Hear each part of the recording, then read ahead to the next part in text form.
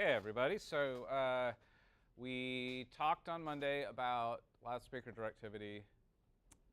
Hopefully, the two things that you took away from that are, although sound naturally likes to go equally in every direction, sound coming out of loudspeakers does not naturally like to go equally in every direction.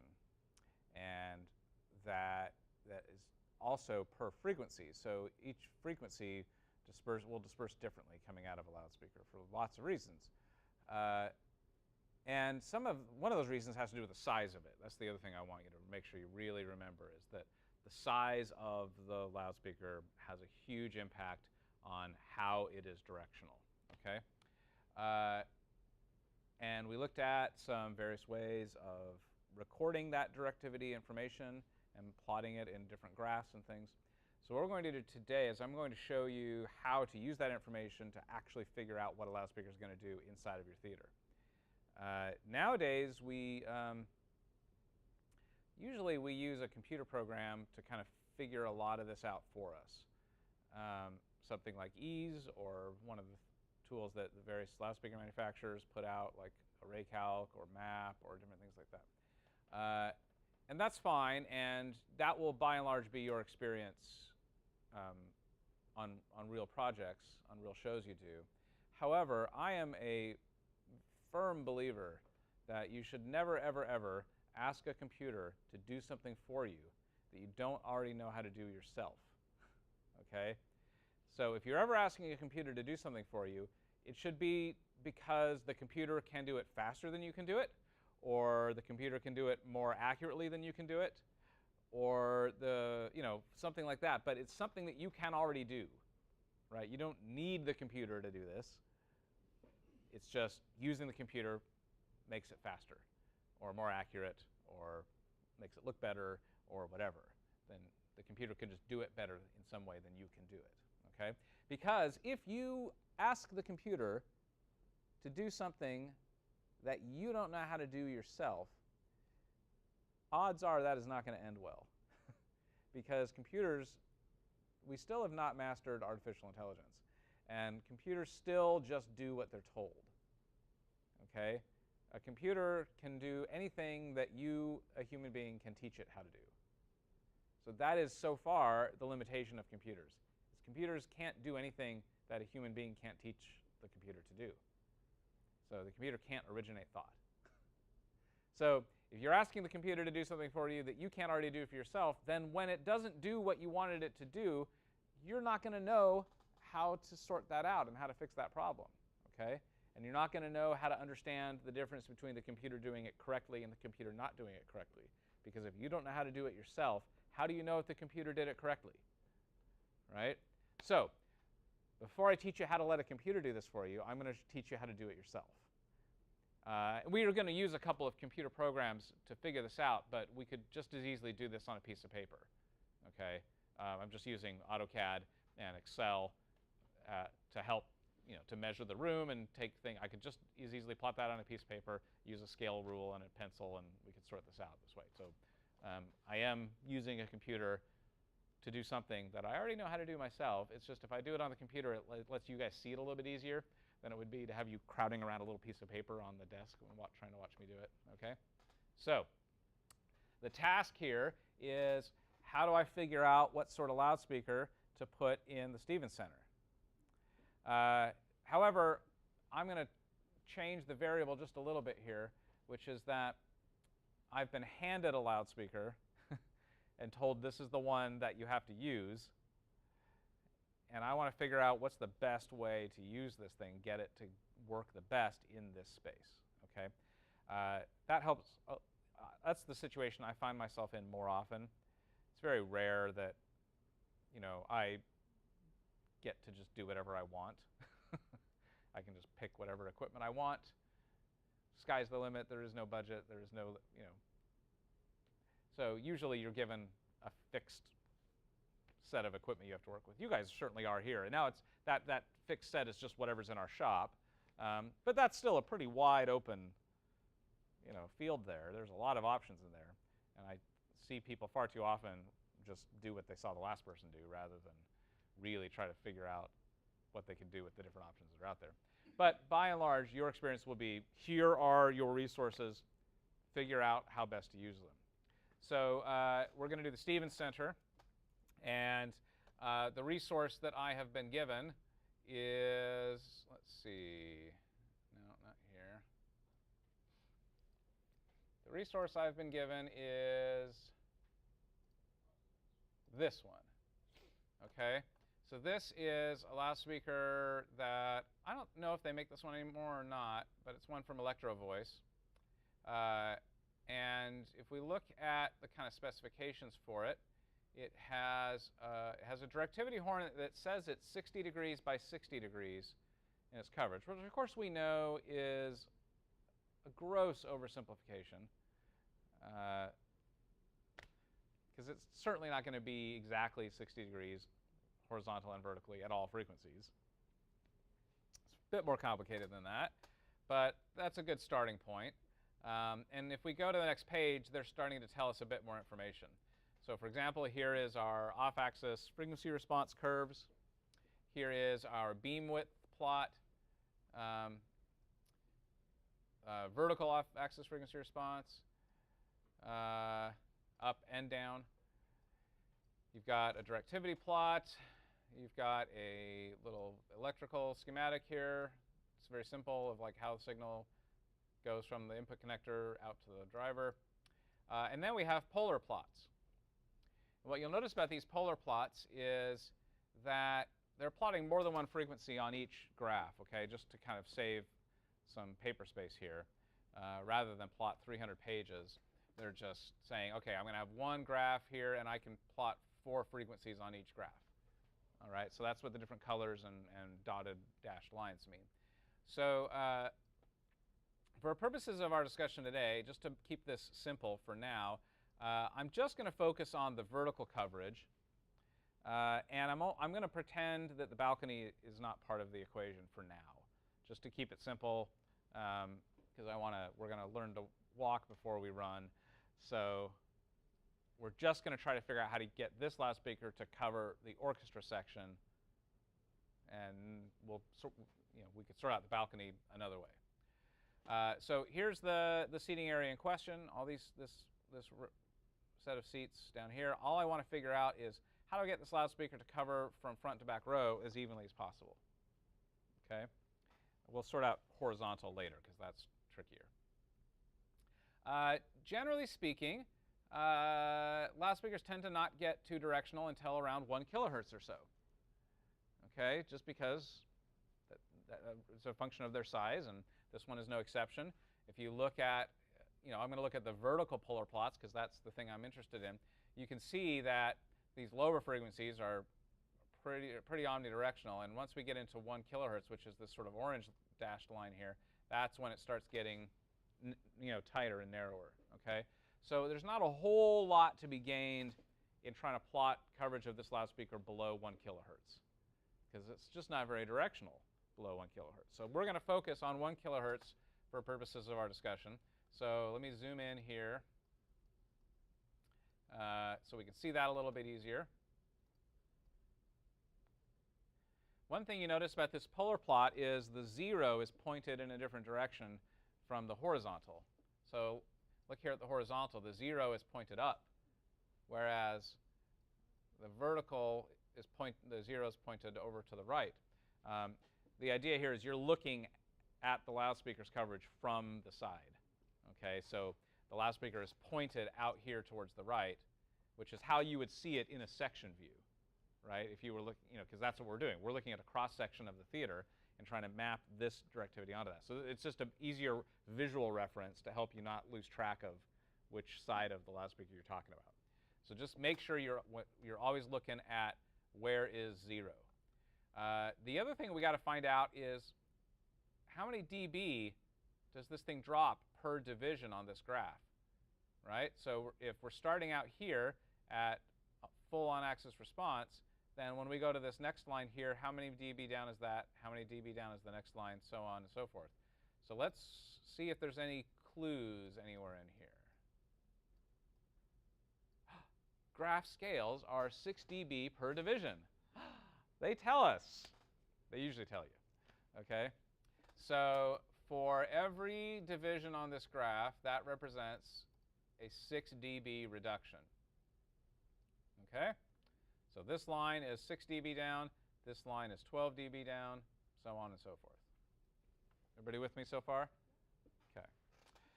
All right, so now let's go back to our CAD file and let's start mapping this thing out. The first thing I want to do is just look for a spot where I know I can hang the loudspeaker. It's easy. I know I can get it there. I won't have any issues with that. And you can't see it right now, but you see this little break in this cornice? That's because in the original drawing there was a truss drawn there, and there usually is in Stevens Center, a truss hanging right there. So I know that it shouldn't be a problem for me to hang onto that truss. So I'm going to start there. I'm going to drop a point. Well, actually, let me draw a line there so I can snap to something. So I'm going to draw a point right centered at where the bottom of that truss would be, because I'm pretty sure I could hang the loudspeaker there. So let me see if it's possible to get this to work hanging at that location. If it doesn't work, then I'll try to figure out a different place to hang it. But I know I can hang it here. The next thing I want to figure out is I want to just sort out where the audience is. You're not going to plot this for every single seat in every single row. It would just take you too long. Use the computer to do that. That's one of the reasons why you would ask a computer to do this for you, is the computer could do this relatively simple math over and over and over again for every seat in the theater, whereas it would take you days to do that much math. Okay? So we're just going to try to plot a couple of different locations. So I like to do the front row, the back row, and the middle row. And if I can make those three places work, then it's a safe assumption that everywhere else will be fine. Okay? So I'm going to plot a point here. Let me move this here. So I'm going to say put another point, and I'm going to go down here to this front row, the bottom corner of that front row, and then I'm going to snap track up and type 4 feet. And that plops that point 4 feet up from the floor, which is about where the ears are. A little bit higher, maybe 6 inches higher than where the ears normally are, but it's pretty close. And it's a nice round number. So I've got a seat at the front row. Now let me go to the back row. Do another point. Again, I'm going to object snap track up from the bottom of that and say 4 feet. There we go. Now, where do you suppose the middle row is? Here? Looks pretty close. I think that's probably close. So we'll do a point. We'll go up from here 4 feet. There we go. Now I'm going to just give myself a little label here. And I'm going to call this one, let's see, 0. I'm going to call this one seat A. Oops. And, whoa, let's make that a little bit bigger.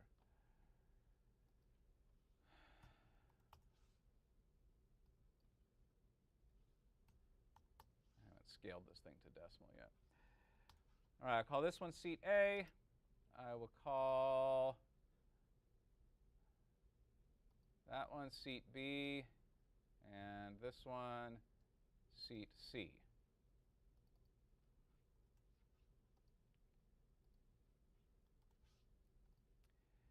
And let me go ahead and save this file as a working file so that I'm not altering my source. And then I'm going to, over here in Excel, I'm just going to make a column here, A, B, C, representing each seat. That way I've got a place to put all the different values I'm going to measure here. Okay? So if I go back, what I want to do first is I just want to find out how far each of these 3 locations are away from the loudspeaker. Because part of what will go into play here is distance. These seats are not all the same distance from the loudspeaker. and that's going to affect how loud the sound will be relative to each spot. Okay? So I want to find out how far away all these seats are. So I'm going to first just draw a line from the loudspeaker to each of these spots. Okay? With me so far? So now I want to measure how far those are away. So I'm going to type MEA for measure geometry. I'm going to do distance. And we'll say from here to the front row, that is 33 feet 2 1/4 inches. So here's the first thing I'm going to do is I need to scale this thing to decimal, because it's going to drive me nuts having to do 3 5/8 or something like that. So let me pull up my units. I'm going to switch this to decimal. And let me measure it again, you'll see what happens. If I go from here to there, I get 398. That cannot possibly be feet, right? The front row is not 400 feet away from the eyebrow truss. So that's because this is in inches, right? These units are inches. So I need to scale this thing. So I'm going to scale, select objects, all, base point 0, 0, scale factor 1/12. I want to cram every 12 inches down into 1 unit. Okay, so now it'll be feet. There we go. Now we're in better shape. My points are enormous, so I can change my point style here. And I'll just say make them 1 unit large. Now they're back to normal. Okay, now let's measure this sucker. From loudspeaker to the front row, 33.19 feet. That's a much easier number to work with. So I'm just going to write that down in here, and I'm going to insert a column so I can label this. So distance, right? Distance, I'm implying the part about between the loudspeaker and this location, okay? Let's save that. So now I'm going to measure again, this time to the middle row, 50.167. And now distance to the back row, 76.8043. There we go. Now I know how far away all of these things are. Yeah? Okay, so now what I want to find out is, what is this angle between that front row and back row? Like how large is this area, and what's the angle of that this covers from the position of that loudspeaker? Let's just, if I do that same measured geometry, and I'm going to select angle instead of distance, and if I just click that line and that line, it should tell me 48 degrees. Okay? You remember what the vertical coverage was of this loudspeaker? 60 degrees. Okay? So that should work, right? This ought to more than cover this area. Okay? So I think there's hope. So of course there's hope, otherwise I wouldn't have chosen it as an example. So let's just figure this out then. If we've got a 60-degree vertical loudspeaker, it would not be unreasonable for you to say, well, I'll just aim it halfway, between, the front and back row. Should more than cover that area. And let's just do that math and see how that works out. So if I aim it to this seat, then this B becomes what I'm going to call 0 dB, which means this is on axis, right? So everything's going to be measured relative to this spot, because this is on axis to the loudspeaker. And we're trying to find out directivity. And the principle is the further away you go from the axis of the loudspeaker, the quieter it will get.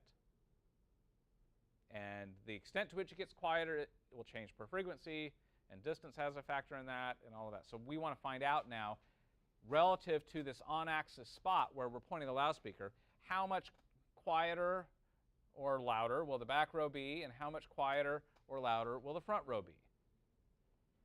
Okay, and as long as that is plus or minus 3 dB, then I'm okay, right? Because that's kind of our rule of thumb, is we're willing to tolerate a 6 dB range between on-axis and off-axis. And then we're okay. So let's give this a shot. The first thing I want to figure out is, independently of the directivity of the loudspeaker, how will this change in level just as a function of distance? Right? Because even if I had an omnidirectional loudspeaker, these seats are all a different distance away. And therefore, you will lose more or less sound traveling to those seats. Let me explain what I mean. So if we look at our distances, the front row is only 33 feet away, whereas the back row is 76 feet away and some change. So that back row is going to be quieter than that front row, isn't it? Probably at least 6 dB quieter. Why would I say 6 dB? A little more than double, right? So, however, the question is, how much quieter is the front row than the middle row? And how much quieter is the back row from the middle row? Because the middle row is where I've pointed the loudspeaker. And that's my reference. Okay? So all I really need to do is figure out the dB loss between, the dB difference between these two distances, 33.19 feet and 50.167. So I'm going to say this is 0 dB, and this will be dB loss distance. So I'm going to say 0 for B. Obviously, we will lose some traveling to B, but B is my reference point. So I just want to know how much more will I lose or gain relative to seat B. Okay? So this math would just be, let's see, 33.19 divided by 50.167 log 10 times 20. There's a 3.58 dB difference between the front row and the back row. And the front row is louder because it's closer. So it's actually, it's going to be plus 3.58 dB at the front row. Yeah? So I just happened to put the smaller number on top when I did that equation, so I got a negative number.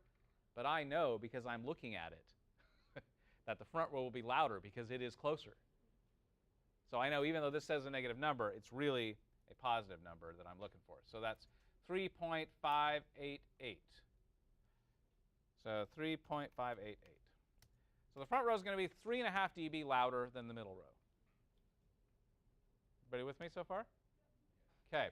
So how about the back row? So let's say 50.167 divided by 76.8043 log 10 times 20. I get negative 3.7 basically. And this really will be negative because it's further away. Okay? And so looky there, there's about a 6 dB difference between the front row and the back row, isn't there? A little bit more than 6 dB difference, just like we suspected there would be. Okay? So great, we know that. Now let's figure out what sort of difference in level we will get as a result of this directivity issue.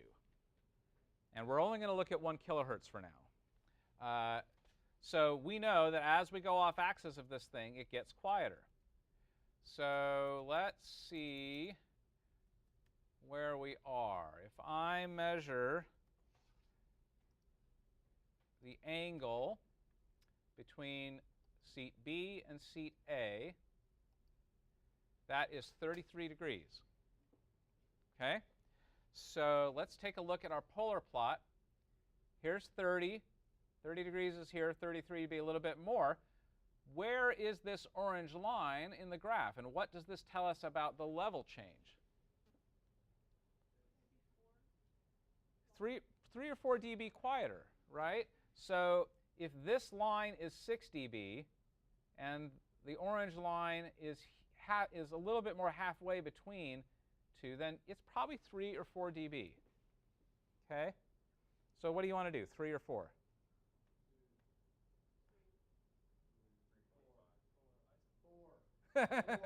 We can do 3.5 since we're not sure, right? It'll be halfway in the middle. Yeah. So you said it was 33 degrees. You went from. That's 33 degrees between this line for seat B and the line for seat A. How'd you look at that on the graph? So knowing that seat A is down from seat B, I look at the graph and I say this is 0, so 30 degrees down would be this way, right?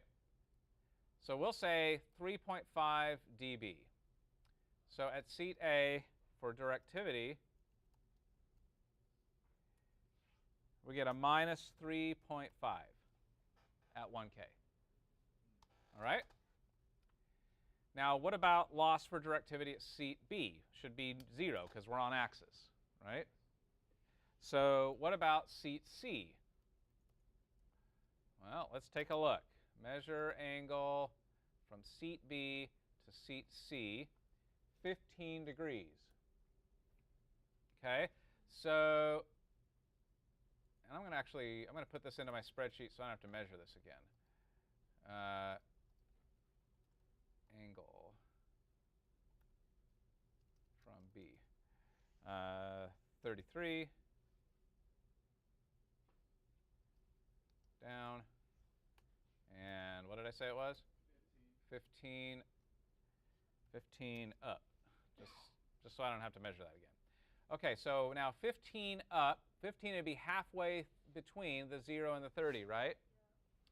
And where is my orange line? All the way down here. What's going on there? Yeah, it's probably about 10. Why is it dipping so dramatically right there? Seems odd to me. Well, it turns out this happens with every single loudspeaker that looks like this.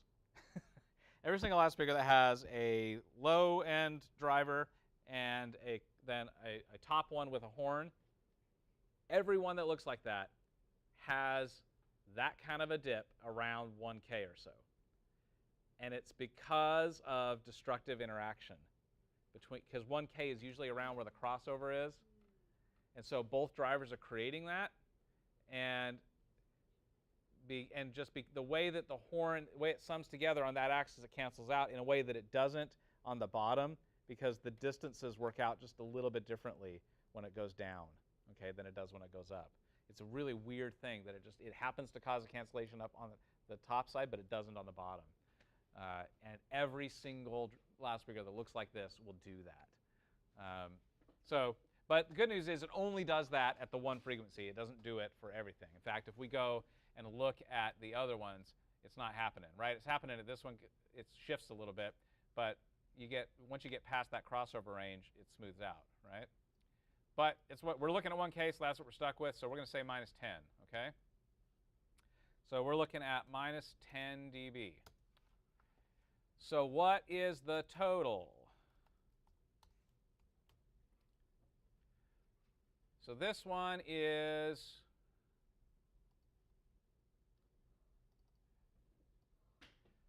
3.58 minus 3.5. This one is 0.08 dB louder than seat B, which is 0. Okay. Now what about seat C? It is negative 3.7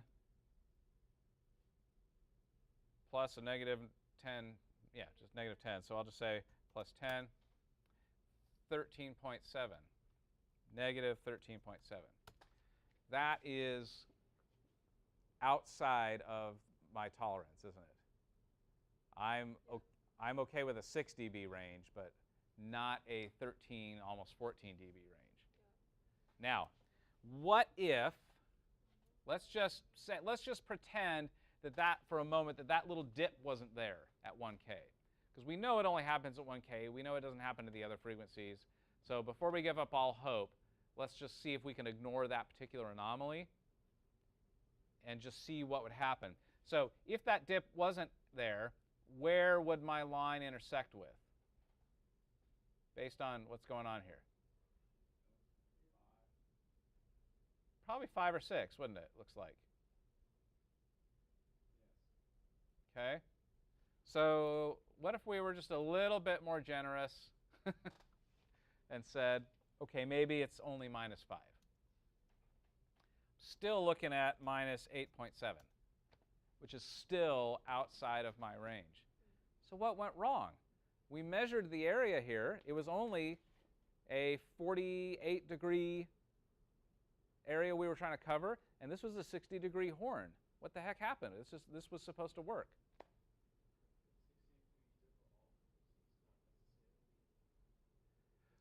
Okay, good. So that's one explanation, is that 60 degrees certainly isn't 60 for every frequency. However, if we look at the plot,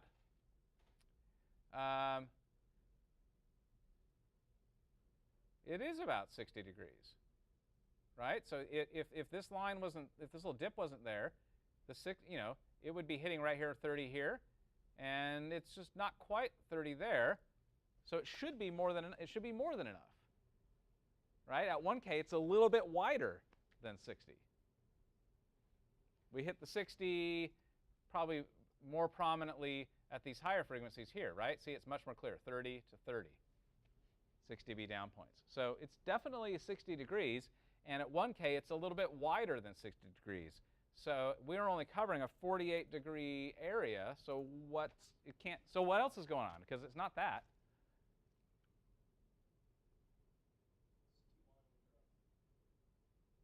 Shouldn't matter, right? I could move it closer, and the problem would get worse, right? Because if I moved the loudspeaker closer, then the angle would collapse. So it's not that it's too far away. If anything, it needs to be further away. But even at this distance, it should be more than enough. At that 60 degree, or slightly more than 60 degrees, at 1K should be more than enough to cover a 48-degree vertical area. So something else. What is it? Anybody see it yet?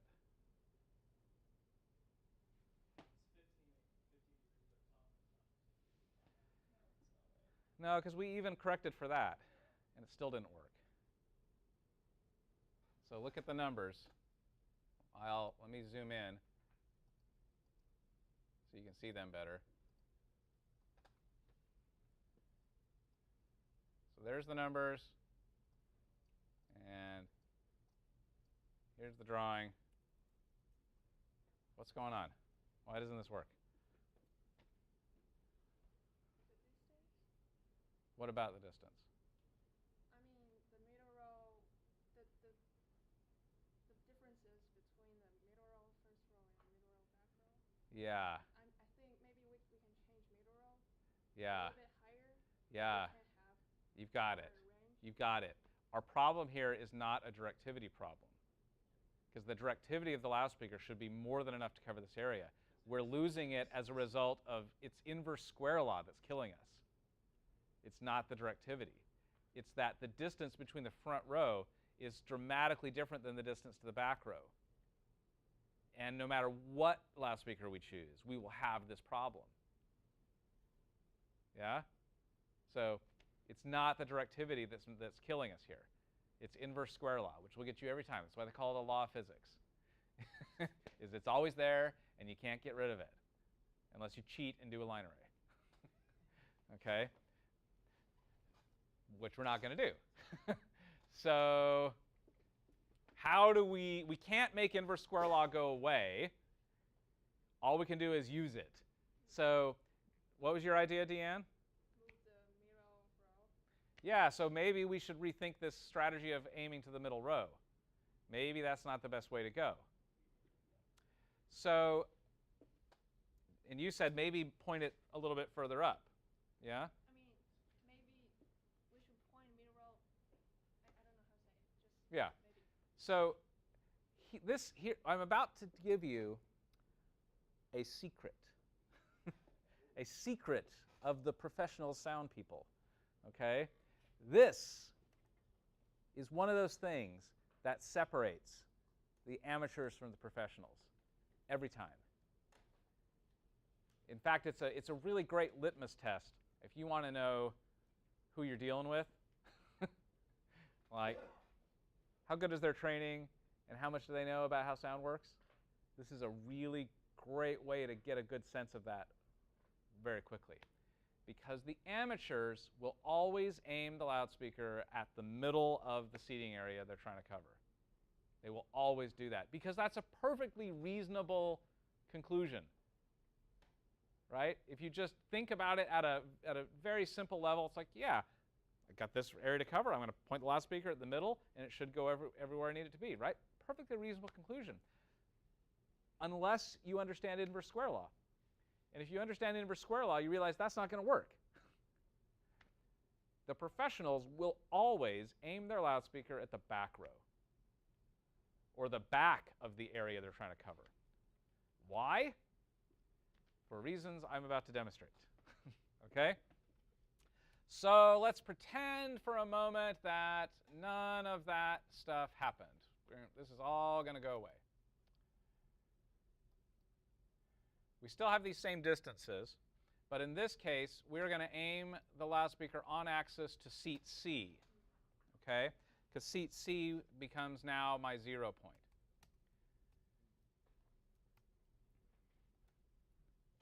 So now let's replot this thing and figure out what's going on. So if we do the loss over distance to seat B, get my calculator, and I'm going to put the big number on top this time because I know seat B will be louder because it's closer, right? Inverse square law tells me that seat B will be louder because it's not as far away. So I will do 76.8043 divided by 50.167 log 10 times 20, 3.69 dB difference, okay? So this seat is 3.69 dB louder than the back row is. Okay? Now what about seat A? Seat A would be 76.8043 divided by 33.19 log 10 times 20, 7.28, 7.29 dB louder. Okay? Now let's take a look at directivity. We know directivity-wise, this will be a 0, okay? Because we're on axis to the back row. So we theoretically haven't lost anything there. Although if you look at this particular polar plot, you might, they just happen to have a little gap in our dotted line right around 0 for 1K. So I don't really know for sure what 0 degrees is at 1K on this thing. One could, if you squint at this just right, you might conclude that 0 degrees might actually be quieter at 1K than 10 degrees would be. But given that there's just happens to be a gap in the line right there, it's inconclusive. So I'm going to assume that it's 0 dB at 0 degrees, which is usually the safest assumption. So that's just an odd anomaly of either this particular loudspeaker or this particular graph. But not going to overthink that. What I want to know instead is the loss for directivity for this. So what are these angles? Well, this angle is 0, and now we're going to say angle from C. So let's measure the angle between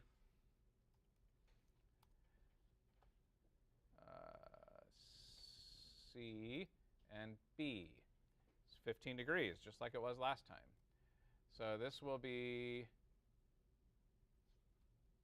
15. What about the angle from C to A? 48 degrees. Okay? Just like it was when we measured it at first. So 48. Now, what is our loss? So at 15 degrees down, we're here. Okay? We conveniently have another little gap there. But, you know, if we try to connect that line, maybe we're -1. Maybe. Probably will be a little bit quieter. I'd feel better erring on the side of losing a dB than saying I'm not losing a dB, given that I know I'm going 15 degrees down. So let's say this will be -1. Okay?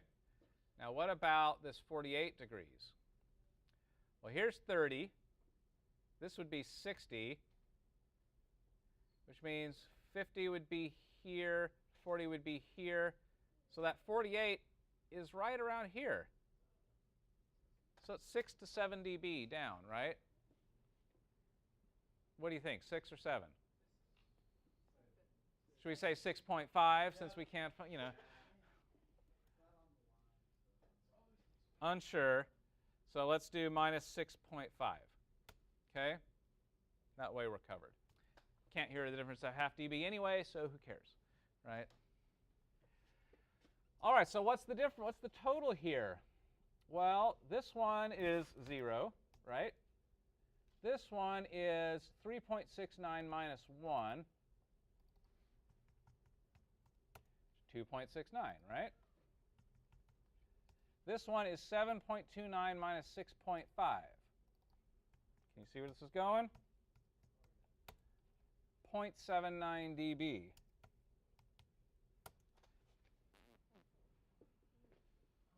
I have less than a 3 dB difference between the front row, middle row, and back row seats at 1K. That is a difference that my audience will not be able to hear. Yes?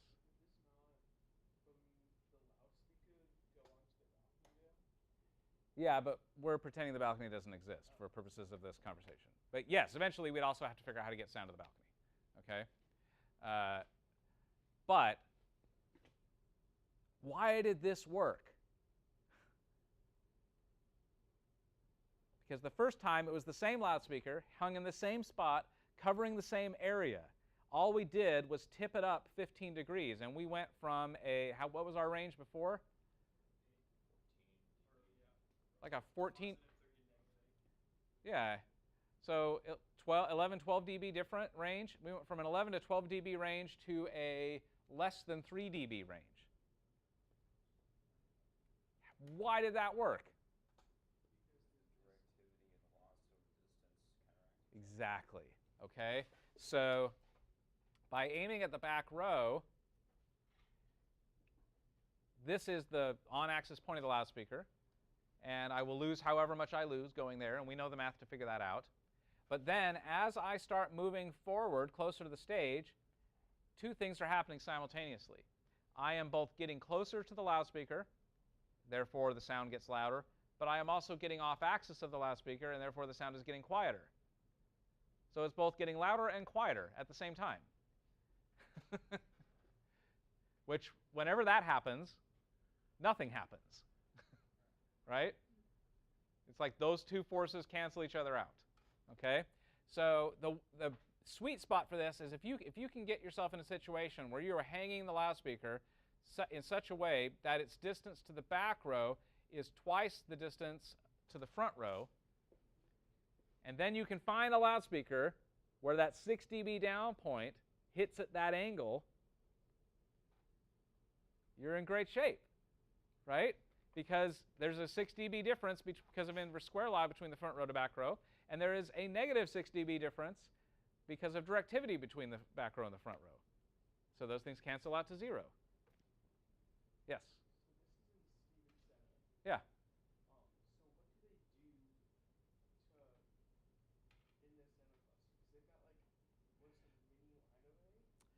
No, they're not doing a line array there. That's a totally different thing. What they're doing there is they elected, instead of doing something like this, which is a 60-degree vertical, they've got 3 40-degree vertical loudspeakers. Okay? So they've got one 40-degree vertical pointed at the balcony, and you could measure that angle if it, because actually it's up here now. So, you know, it's like a point here.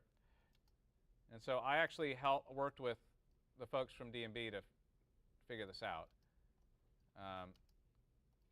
So it ends up being somewhere like this, which in this case is, we're not going to do all the measurements here, but you can hopefully see the point. So here you're looking at a 18, might as well call that 20 dB. But again, aim it to the back row. On a 40-degree vertical, the other 20 dB is going up to the air, right? So there you go. Boom. Front row, back row. 60 dB down point lines up with the front row. On axis to the back row. Distance is half-ish. You're good. Okay? Then you've got another one here. And you're doing, you know, front row or back row here to, it's closer to here actually, where it kind of drops off.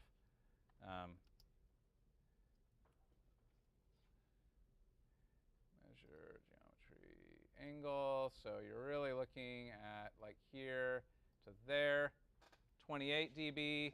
So, you know, I'm a guest on that line. They're, again, trying to find that 20 dB angle, or that 20-degree angle. Another 20-degree angle, aim to the back row, 40-degree vertical horn. Yeah, some of that energy goes into this under balcony area, but that's fine. That just becomes a helpful reflection. And then this area between there and there is another 20-degree range, and you line them up. Okay? And if you line up those 6 dB down points so that the 6 dB down point on the top end of that downfill lines up with the 6 dB down point of the middle box, then, and if you can get those to hit that seat at the exact same time, and now at the exact same level, because they're both 6 dB down, what will happen? If you got two identical sounds that arrive at the exact same spot, at the exact same time, and the exact same level, what happens? They boost, right? By how much? 3 dB if they are not the same time. 6 dB if you can get them the same time, because if they're the exact same time, no comb filtering, right? So if you can get them to hit at the exact same time, and I'm talking down to the nanosecond, then perfect 6 dB boost, and you've got even coverage all the way back. Okay? That's what you do in your system tuning, is you find that overlap area, and you figure out how to delay those two and tweak their levels and such so they are hitting that spot at the exact same level at the exact same time. And if that just happens to be the 6 dB down point of both of those loudspeakers, then that thing that used to be 6 dB quieter is now 6 dB louder, and it's the same thing as on axis. And then you get a check for a couple $1,000 for figuring that out. Okay? And there is your career. There's my career. That's what I do. I do this all the time, right? So, okay, let's figure out now, how are we doing on time? We're getting there. Okay, so let's take a look at what this means now on the horizontal. Because the horizontal gets a little bit trickier. Because this is what I'm going to ask you guys to do for your assignment. So here is DeMille Theater, another theater on our campus. Okay, so here's the section view, right? Same deal. You could hang your loudspeaker right about there, which is where it currently is right now. Let's see, point style. Hang on, let me check, make sure I'm not skipping ahead here. What did I tell you guys I was going to do today?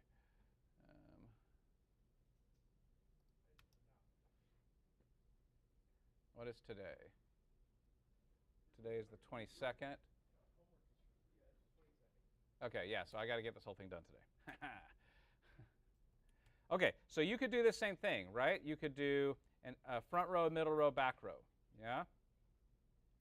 And that would, if you look now, and you could figure out the same thing we just figured out. And then if you go into the ground plan view, you've got front row, back row, middle row, yeah? So once you figure it out in the section, you can then translate those values to here on the ground plan. Okay? So this becomes A, B, C. Okay? Now, all you got to do is, so let's do that real quick. I'm going to move so fast here. I apologize for that, but I really want to get to where we need to be here. So 4 feet there. Whoa, that did not go where I wanted it to be. Let's try that again.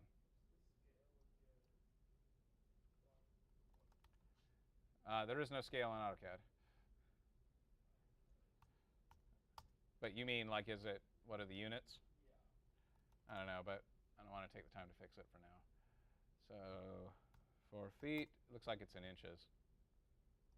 And let me I'm going to draw a construction line so I know that I'm using the same middle seat. Okay, so I know that that's my middle row. That way I know I'm doing the same one. Okay, 4 feet. Bada bing. We'll do a line from here to there. A line from here to there.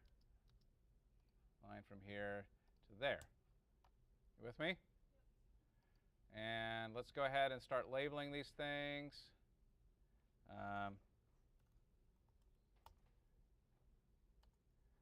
This will be A. We'll copy this here, here, here, and here, here, and here.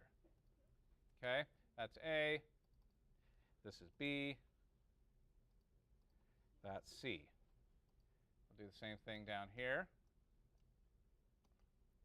A, B, C. Okay? And let's start plugging in some values here. So I'm going to measure distance from loudspeaker to back row, because I know that's where I'm going to aim it. 38 feet, 10 inches. So that's going to be 38 point 10 inches is, let me just scale it. I'll make this decimal. Scale, all, 0, 0, 1/12. Oops. Oh, base point, 0, 0, 1/12. Zoom extents. There we go. Regen. RE, regen, regenerate. Okay, so now let's measure distance here to there. 38.33 feet. Does that sound reasonable? What is it, 38.33, is that what I said? Yeah. No, yeah. No, 38.88.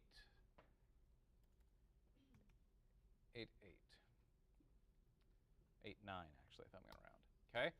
Distance to B is here to there, which is 29.16. Distance to A is 21.82. Okay? So what's my loss here? dB loss over distance for these spots would be 29.16 divided by 38.88. 41.89. Log 10 times 20 is minus 2.5 dB. 2.5, Jason. There we go. And then let's see, from between C and A, that's going to be 21.82 divided by 38.89. Log 10 times 20, I lose 5 dB. Minus 5. Okay? We'll lose that. Let's figure out our angles here, because I want to get to the ground plan, which is the point of this part. Okay, 17 degrees.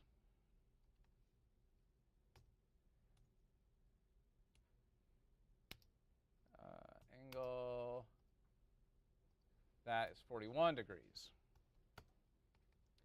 Okay, so what loudspeaker is hung in DeMille? Anybody know?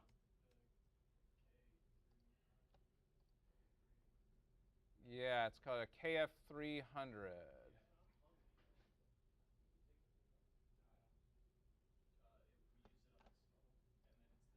So KF300, it's this one. Okay? So let's find polar plots. Oh, here they are. Look at them in all their glory.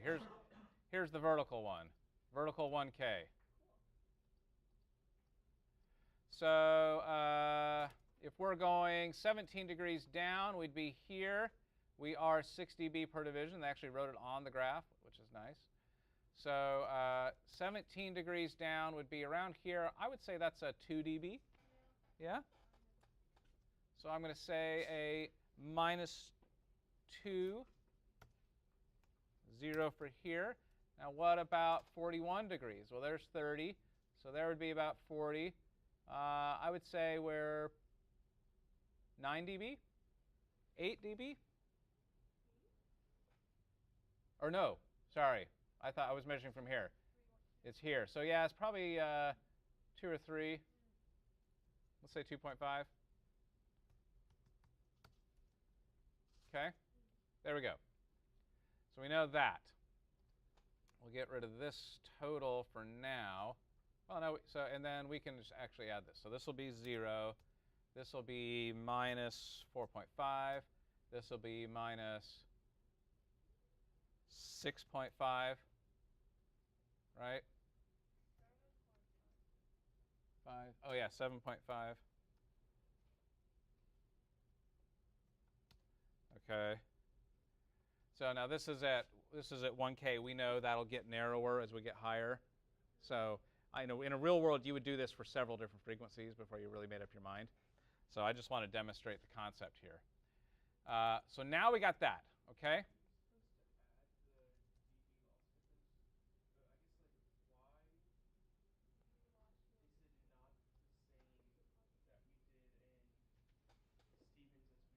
It is the same.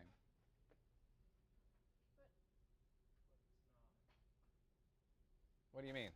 So like we had positive dB loss difference, negative directivity, so it turned out to be a difference in. Oh, right. You're right. Sorry, I did that wrong. You're right. This gets louder.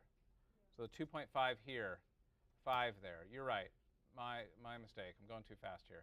So this would be a 0.5 there, and this would be a 3.5, wouldn't it? Yeah. So this would be 2.5 up. There we go. That's much better. That makes more sense. Good catch. Good catch. Okay, now here's where I want to get to the new stuff. So how do we figure out what happens to the side? Yes, but it's a little trickier. So let's pick another seat. So I want to stick to these 3 rows because I know what's going on vertically on those 3 rows. So I want to put a seat maybe there. And let's put another seat maybe there. And put another seat maybe there. Okay, I'm just trying to pick how far do I think a seat's going to go. And then let me just copy these labels.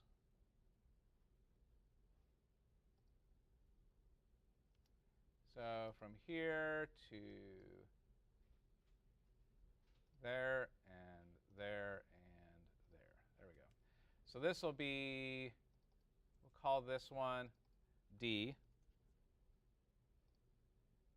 And we'll call this one E. And we'll call this one F. Okay? So we now have a D, an E, and an F. We got to figure out directivity for these now. Well, we know what's happening vertically on there, right? So we can translate that. This is, we need to change this. This is vertical angle from C, right? And this is vertical directivity, dB. And that will be the same for these seats because they're on the same row. So the vertical change will be the same, even though they're over to the side, right? Even the seats sitting over to the side are on that same row, which means they are still the same vertical angle away from the loudspeaker. Okay? Like, But it's not a straight line. it's not a straight line, which is why what we're going to talk about in a second. But I just mean for purposes of the angle, if I'm here, the angle between the projector and me, and if I move over here and stay on that same sort of path, that angle is going to be pretty similar. Okay? Because we only have polar plots for horizontal and vertical. Okay? So I can't figure out the differences between there. We know that there will be different slices, right, all the way around, but I don't have that data. All I can use is vertical and horizontal, so I just have to, there's a blind spot here in this plotting. This is another reason to use the computer, something like Ease, is Ease is able to look at this in lots of different angular slices that it's difficult for us to do if we're using a polar plot. But for purposes of us just figuring this out, we can just use that vertical data because that's what we have. Okay? So we can say this will be, D will be another minus 2.5 vertical directivity dB. This will be another minus 2. This will be 0 for vertical directivity loss. Okay? But what is the distance to these seats? It'll be different, right? How do I figure out the distance? Because it's not as simple as, hang on, let me draw another construction line here. So if I just put my loudspeaker here, and I draw a line from here to there, and what is that distance? From here to there. What is that distance? Well, that's 18.6 feet. But that is not the actual distance because height is involved here, right? So how do I figure this out? How do I figure out how far away that seat is from the loudspeaker?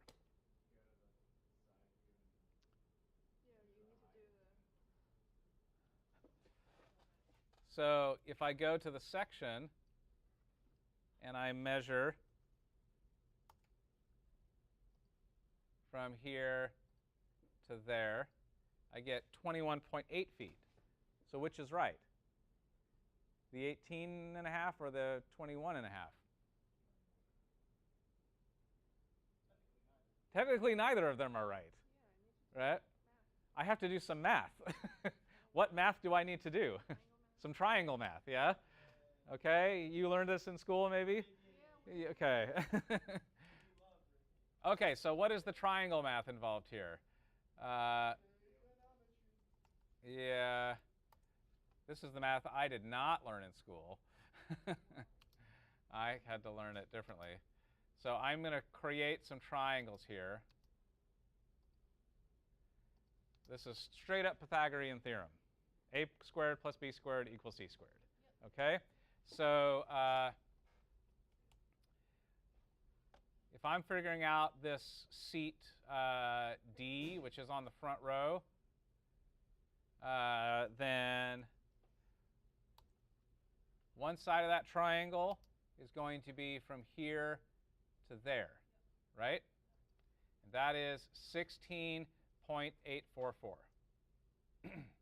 So let me just insert a couple of cells here.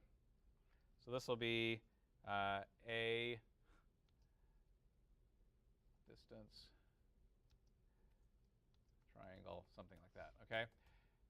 And that was 16.84. This will be B distance triangle. So what is B?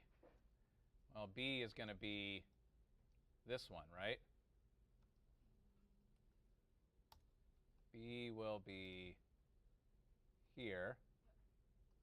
That is 18.66.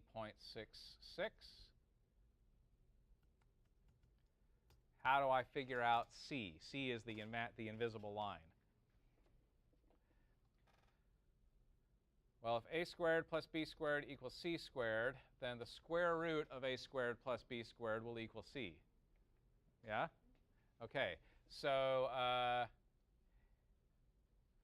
16.84 squared. Put that in my memory. And 18.66 squared. And I'll add that to my memory. And now let me bring that total back, and I'll get the square root of that. My distance is 25.13. That's the distance to the seat, or close. 25.13.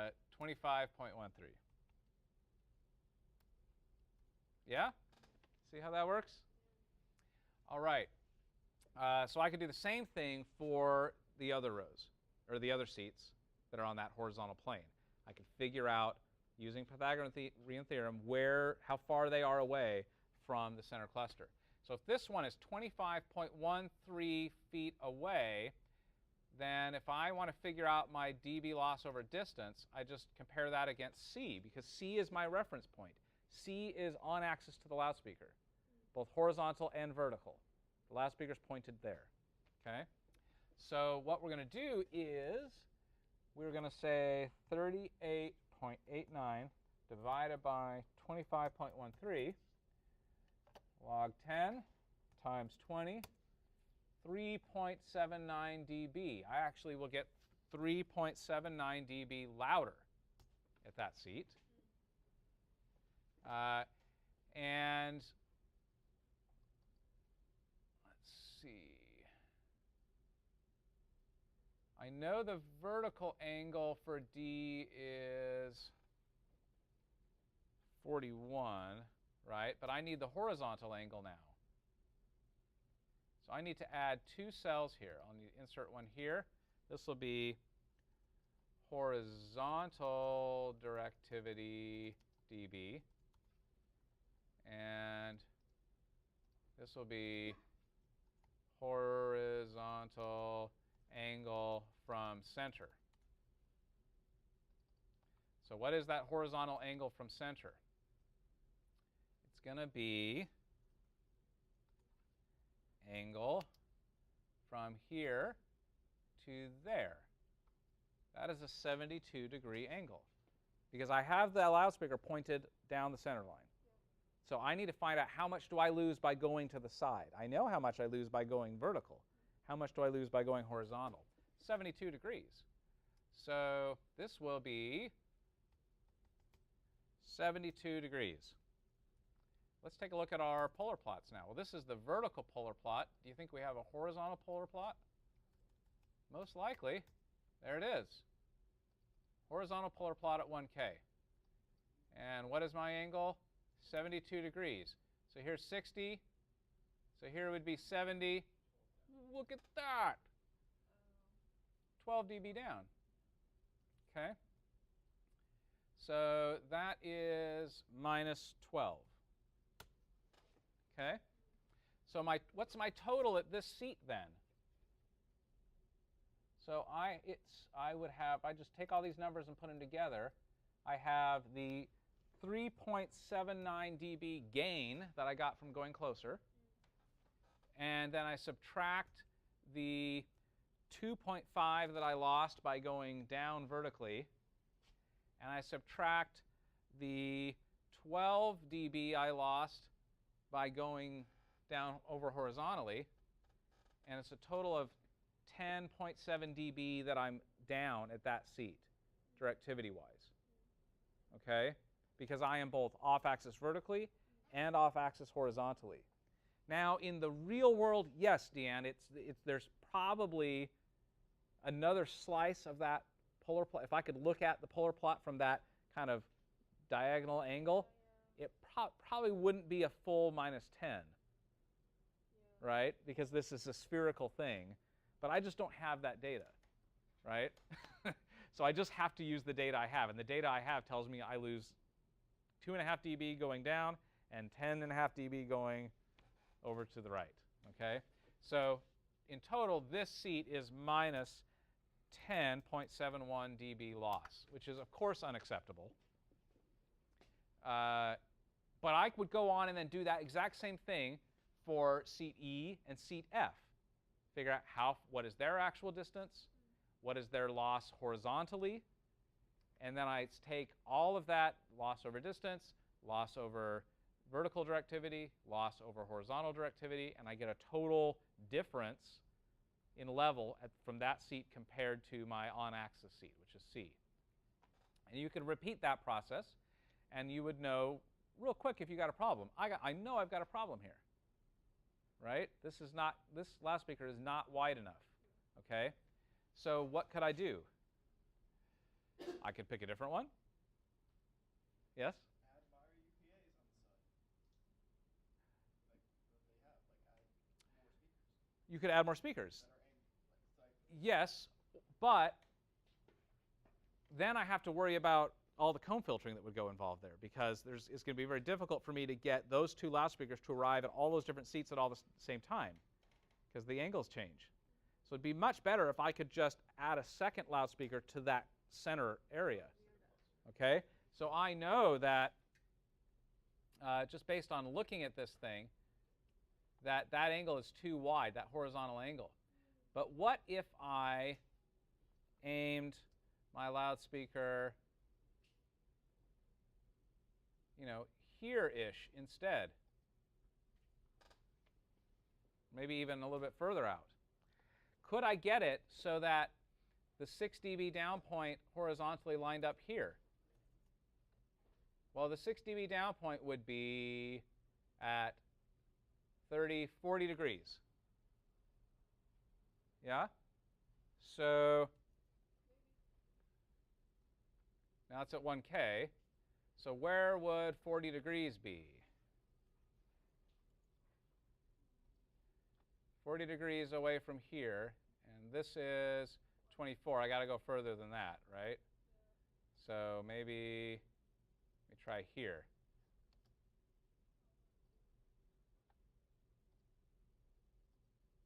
Getting close. 37. That's close for now, for purposes of discussion. So now I'm aiming on axis to here, and then so now my A, B, C become here on this axis. And I figure out those distances. And then I plot over to this side, and I say that's my 6 dB down point. And if that is 6 dB down, then I know I could mirror image this thing. I could take a whole other loudspeaker, flip it around to the other side, have it pointed that way, and I know that down the center, they will sum at 6 dB down, and they will arrive at the same time, because they're coming from the same place.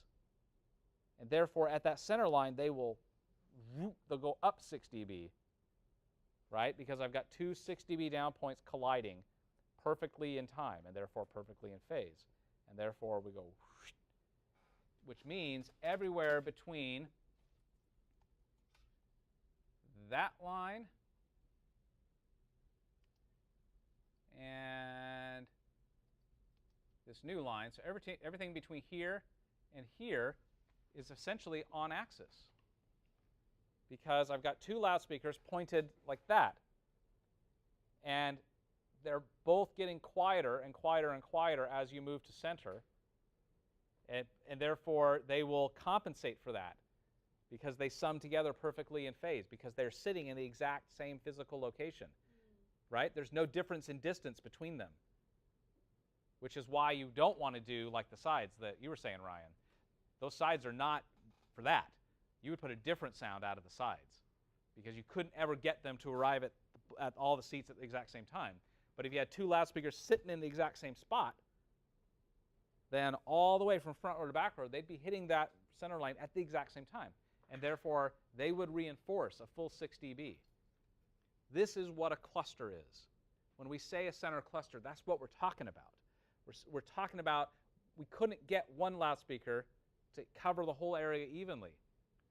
So we added another one, or maybe two more, to try to angle it in such a way that we could line up the 6 dB down points of each of them so that they would reinforce at that overlap point. And now all that area is like on axis of a single virtual loudspeaker. So then all I have to care about is what happens when I go over here, which now is no longer as wide of an angle as it used to be. So all I have to care about is from here to there. That's only 34 degrees now. And looking at my polar plot, I haven't even hit 6 dB down yet. I'm only 4 dB down, as opposed to the 12 or something that I was before. Right? Now this works. Guess what? That's what's in demille. 2 KF300s arrayed like that at that angle to cover that area widely. And they overlap right down the center line. And it works great. Okay? So your mission now, I emailed it to you, is undergrads, I want you to take drawings of the Friedman Theater, which is currently closed, and I want you to use polar plots to figure out a center cluster. So let me just review the instructions really quick.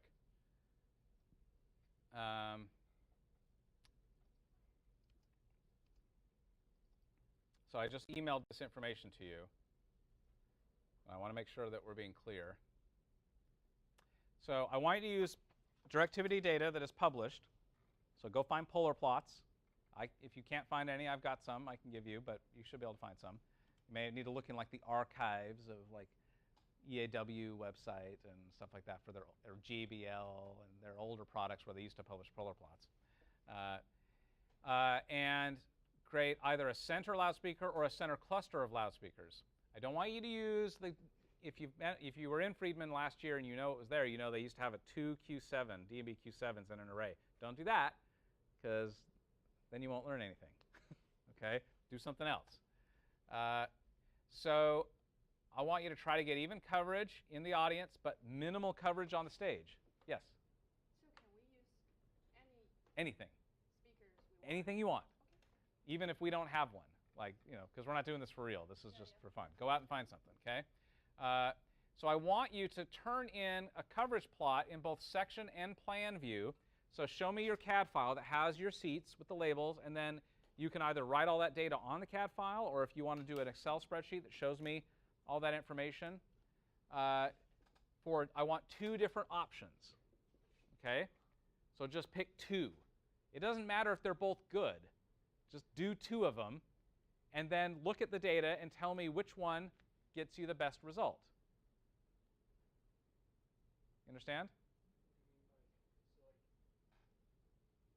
DB7 was one, even though it's not going to be. Yeah. You want us to do a separate one and then tell us which one's better? Yeah. So just pick two. Take two attempts at this. Design me two center clusters. Okay? Try to do a good job. Probably won't do a good job because this is your first time and this is a little complicated and you're probably going to make some mistakes, and I get that. That's fine. I'm not expecting these to be perfect. I'm expecting you to try. Okay? So try and do a good job. Okay? And show me two ideas. Say, here are two ideas I came up with of ways to do this. Here are two types of clusters using two different types of loudspeakers. here is what would happen. Which one of these would get you the best result? I just want to see you analyze your own data and tell me, right? And we'll realize there are problems because we'll go through it on Monday. That's all it is, okay? Yes? Can you quickly, after you finish explaining, show us how to get, I don't know where these drawings are. Yeah, I'll show you in just a minute. So grad students, what I want you guys to do is same project but for a different theater. So I want you to do Catawba. Now what's interesting about Catawba is the seats move, okay? So that's just a little extra variable I'm throwing in your lap is you got to figure it out in a way that works no matter where they put the seats. Okay? But you know how big those seating units are.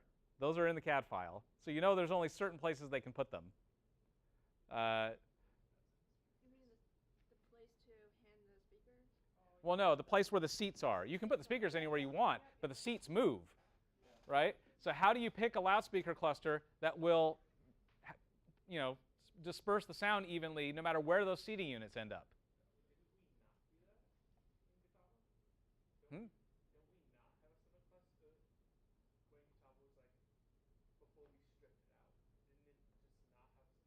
Right. I'm saying do one. Figure one out. Okay? But yeah, it's got to go all the way around. Like there could be seats along any one of those walls or all of those walls all at the same time. Right? So you've got to get basically a 360-degree horizontal coverage all the way around. But not 360-degree vertical. Right? Because you want to keep it off the stage as much as you can. Okay? So you're trying to get a narrow vertical beam that goes all the way around evenly. It's probably going to take you more than one loudspeaker to do that. Okay? But a rough, you know, here's a rough strategy. Okay, 360 degrees, I could do that in 90-degree chunks. So let me find a 90-degree horizontal loudspeaker, figure out where to put it, and I could line up the 60 dB down points at the corners, and I just go boom, boom, boom, boom, done. It'll take you longer than that, but that's the principle, okay? You guys, you're probably looking at something like, all right, I've got this kind of wide thrust. Do I try to split this up into 3 chunks like the seating units are? Or do I try to divide it in the middle and do 2 chunks? Or can I find one loudspeaker that would do the whole thing? Those are the questions you got to answer. Okay? But again, we're trying to keep it off the stage. So you're going to have to get something that is directional. Like one of these little things are not directional. So they'll play just as much on the stage as the audience. So you don't want that. Okay? So again, I want you to take a crack at this. I'm not expecting, you know, to be impressed by these projects, okay? You're probably going to screw up because it's tricky, and I've moved very quickly. The video will be out there. You can look at that. So, you know, give it a shot. Give it your best shot. And then we'll look at them on Monday and figure out, you know, what you missed, where you... Again, it's the same spirit of the projects we've done before. I don't really care. It's not so much important to me whether you got it right or not, because by the end of the class, you'll know what the right answer was, because I'll fix it in class. We'll see it. I'm more interested to just see you wrestle a little bit with these concepts. Do you Okay. want just a drawing, or do you also want the whole Excel? Yeah, so you can either give me the CAD files labeled with all of that directivity data, right? That says, okay, this seat will be this many dB quieter than the other one, and you can show me the math just right in the CAD file.